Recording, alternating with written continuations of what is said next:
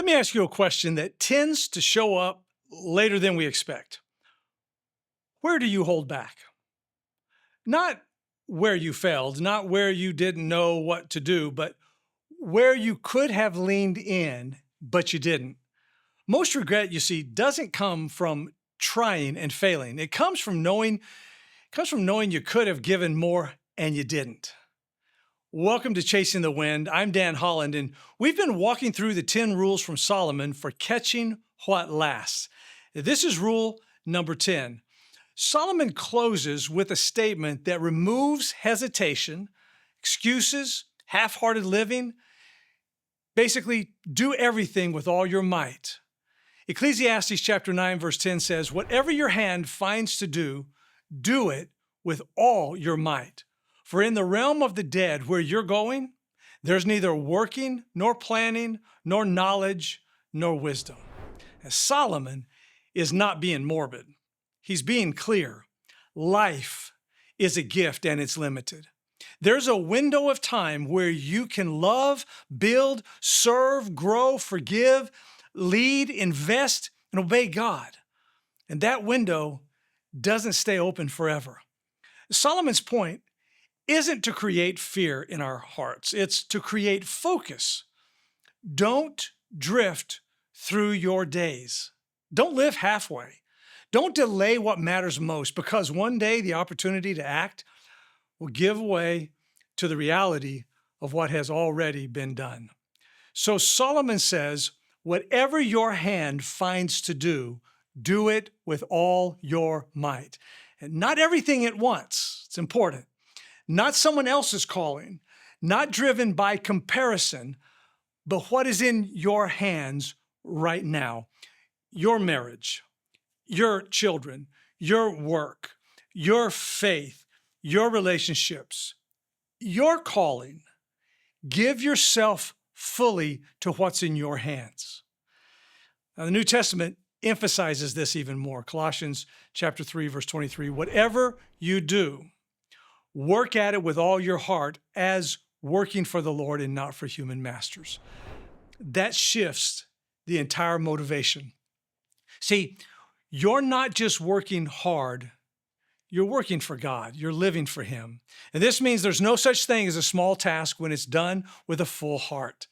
There's no wasted effort when it's offered to the Lord. Every act of faithfulness counts.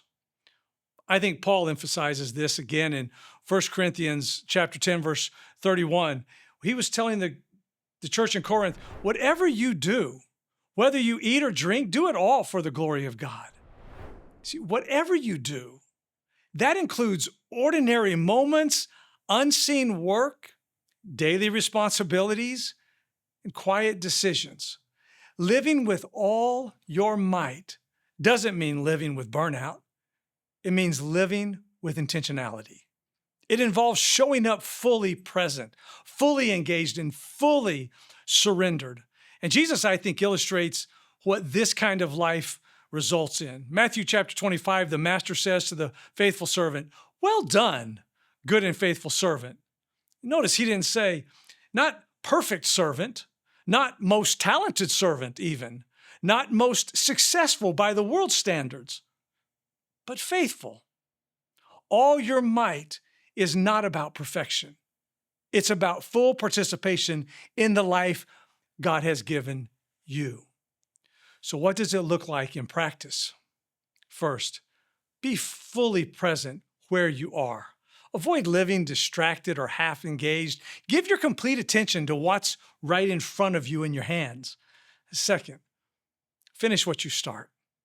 As faithfulness is often shown through follow through, finish it. Third, put in your best effort, not leftover energy. Whether it's a conversation, a responsibility, or an opportunity, just lean in. Because here's the truth Solomon wants us to understand. You don't get this moment back. You don't get this season back. You don't get these people back. So don't live it halfway. A foolish person delays, drifts, and divides their energy. But the wise person engages, commits, and gives himself fully to what's in their hands. Not chasing everything, but fully investing in what matters. So don't stop now. Work hard, early and late, in hope, in faith, in obedience, not chasing the wind, but planting for eternity. And when the final accounting comes, and it will come, may every one of us hear the words that define real success. Well done. And that's rule number 10, and that's how you catch what lasts. Really, this ties the entire series together. You please God. You stand in awe of Him. You walk in wisdom. You reject comparison. You build character. You enjoy life. You avoid extremes. You live fully. You sharpen your skills, and now you dedicate your life entirely to it. So here's the final question. What's in your hands right now that deserves your full effort? Because success isn't achieved by doing more things. It's found in doing the right things with all your heart. So don't hold back. Love fully, serve fully, work fully, follow God fully. Do everything with all your might. And remember, don't waste your life chasing the wind. Build a life that lasts. Before we finish, let me remind you where we started. Solomon began Ecclesiastes saying, meaningless, meaningless. Everything is meaningless. That sounds like despair. Until you realize he wasn't rejecting life. He was clearing away illusions.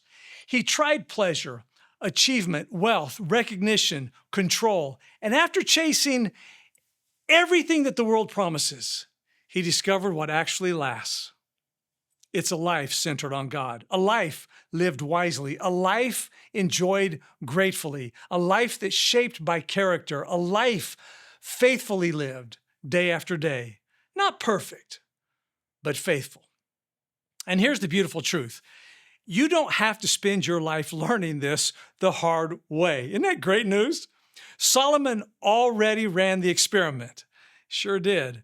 So now the question isn't, what does life mean? The question is, what will you pursue next? Because every day you're either chasing the wind or you're catching what lasts.